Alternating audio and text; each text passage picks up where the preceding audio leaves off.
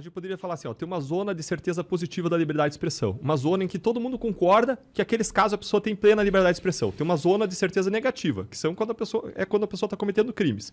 E surgiu uma nova zona, por quê? Porque hoje as fake news se percebeu que elas podem influenciar e manipular a própria democracia. Vamos fazer uma análise rápida, tá? Os 7 maiores partidos do país têm, sabe quantos filiados no Brasil? 10 milhões de filiados. 10 milhões de filiados. Vamos supor que esses 7 partidos formam lá uma coligação e esses, ou uma parte desses partidos forma uma coligação e forma uma indústria de fake news para manipular o voto das pessoas. Escancaradamente, manipular o voto. E elas têm lá seu conjunto de filiados que participa disso, eles incentivam as lideranças, os outros se comportam de acordo com a orientação das lideranças, e isso acaba minando a própria capacidade das pessoas de se orientarem de acordo com a verdade para tomar suas decisões, para um voto consciente. E isso está numa zona cinzenta, entendeu? Mas você acha que isso é um fato novo? Porque eu acho que isso aí é o jogo sendo jogado como sempre foi. Porque se a gente for parar para analisar antes da internet, quem que era dono das maiores rádios e das TVs? Eram os políticos. Então esse não é um problema novo. Mas antes nunca houve esse movimento para a gente realmente passar leis para que esse problema não existisse, entendeu? Uhum. Por isso que a minha dúvida, por isso que eu tenho uma certeza que as pessoas não querem passar essa lei para acabar com o problema da fake news. Uhum. Elas querem tomar de volta o controle da mídia. Porque o que aconteceu com a internet? Quebrou o monopólio das grandes mídias sobre o que era verdade. Antes passava na Globo, era fato, acabou. As pessoas nem discutiam. A internet quebrou com isso, perdeu-se o poder desses grandes poderosos da mídia, entendeu? E eu acho que eles têm influência política e é eles que estão influenciando para passar essas leis de fake news, porque aí eles conseguem, talvez, numa vã esperança, aumentar o controle, recuperar o controle que eles tinham. Legal. Monark, eu acho totalmente legítima e bem assim fundada a tua preocupação com isso, e eu tenho essa preocupação também. Eu quero que a internet seja um ambiente livre de liberdade de expressão, de colocação de perspectivas diferentes sobre a realidade, e nós sempre entendemos isso muito bem na Lava Jato, mesmo quando as pessoas nos criticavam, mesmo quando interpretavam de modo até absurdo a realidade. Agora, a preocupação que surge não é um problema novo, mas a preocupação que surge é porque o ambiente é novo, esse ambiente de novas tecnologias, de notícias se multiplicando, de viralização de notícias. E deixa eu trazer aqui um experimento que talvez enriqueça um pouco a nossa perspectiva, tá? Foi um experimento feito na década de 50 ou 60, chamado experimento Daesh. Esse pesquisador ele colocou várias pessoas numa sala e colocou na frente delas um exercício. E nesse exercício, ele mostrava na parte direita, na mão direita, ele segurava uma folha que tinha 3 linhas, linha A, linha B, linha C, e na esquerda tinha uma linha só. E o exercício era, os participantes tinham que dizer qual que era o tamanho da linha que estava nessa mão, que correspondia a qual das letras das 3 linhas que estavam na outra mão. Ou seja, o cara era um exercício fácil, visual, cara. Cara, era muito fácil o cara acertar. O cara olhava a linha que estava numa mão e tinha que dizer qual que era o tamanho, a qual que ela correspondia no tamanho em relação às 3 linhas que estavam na outra mão. Letra A, letra B ou letra C. Cara, ninguém erra esse exercício. Era fácil. Os tamanhos das linhas não eram parecidos. Daí colocaram as pessoas, mas com um segredo. Todos eram atores, menos um que era o verdadeiro testado. Tá, tô ligado qual que é essa porra. E aí, os atores começavam dando a resposta errada. Linha A, linha A, linha A, linha A. Chegava na vez do participante, ele olha para os lados e fala assim, linha B. Aí outro, linha A, linha A. E aí vem a próxima folhinha. E aí o que acontece? Vai lá os atores falando de novo a linha errada, linha C, linha C, linha C, linha C. Aí vem o ator, ele olha para o lado, fica sem jeito, linha C, falando a resposta errada. Esse experimento, ele foi feito centenas, dezenas de vezes, centenas de vezes. E qual que foi o resultado? Mais de 50% das vezes, a pessoa dá mais de 50% das respostas erradas.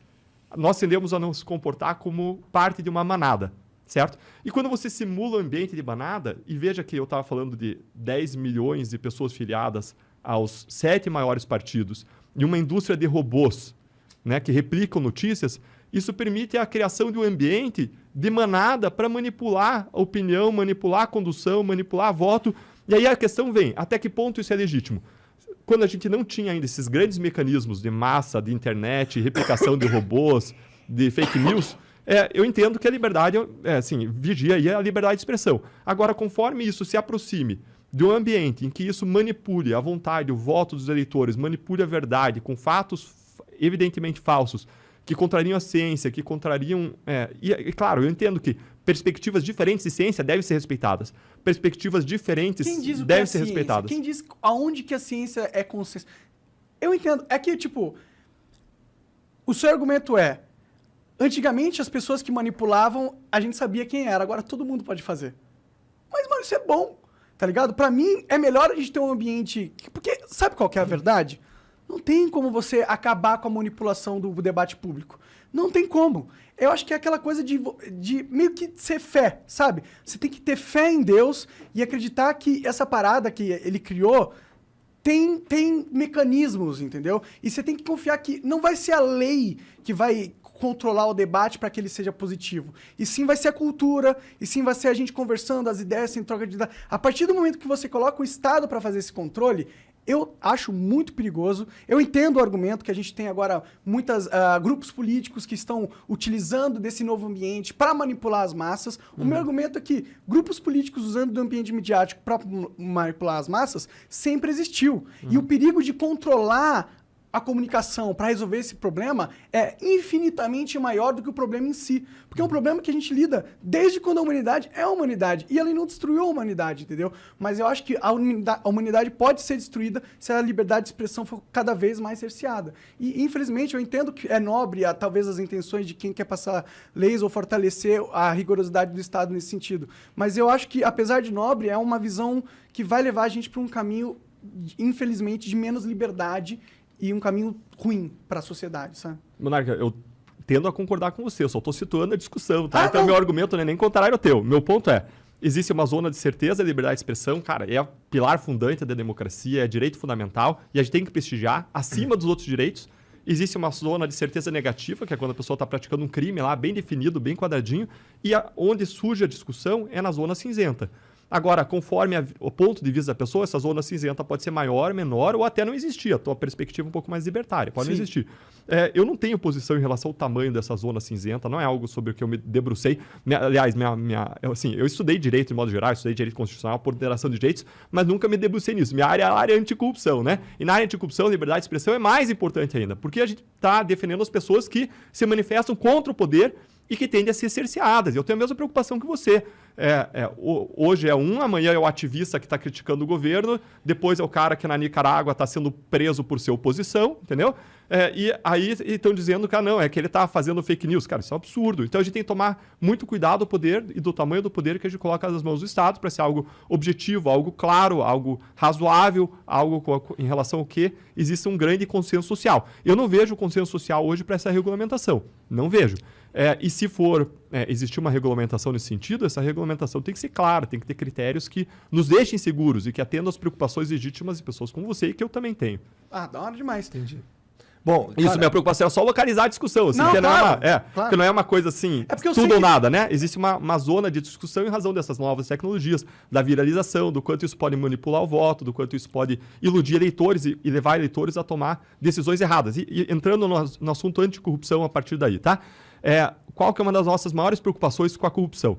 A corrupção, ela mina a democracia de diferentes formas. E uma das formas pelas quais a corrupção mina a democracia é porque parte das propinas vai para o bolso dos envolvidos, mas parte das propinas é reinvestida nas campanhas eleitorais. E existem pesquisas que mostram que quanto mais dinheiro o cara investe, maior é o número de votos que ele recebe. Porque quando o cara turbina a campanha eleitoral com propina, isso faz qualquer candidato parecer um anjo.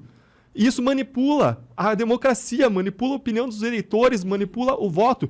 Imagine uma campanha lá para o Rio de Janeiro em que a campanha toda lá para os governadores custava coisa de 40 milhões de reais, 60 milhões de reais, vamos dizer, tá? E aí Sérgio Cabral desviou reconhecidamente 100 milhões de dólares em contas do exterior. Se ele decide investir 100 milhões de reais na campanha da propina, não tem para ninguém. Ele ganha o quem ele quiser ganha. Então, a gente tem uma preocupação de manipulação da democracia por meio da corrupção. E isso faz com que a própria corrupção se retroalimente e se auto-perpetue, porque vai continuar no poder. Quem é corrupto, quem desvia, quem pode reinvestir o dinheiro, que gera mais corrupção, que gera mais posições de poder, que gera mais propina. Essa é uma preocupação que a gente tem pela perspectiva também do combate à corrupção.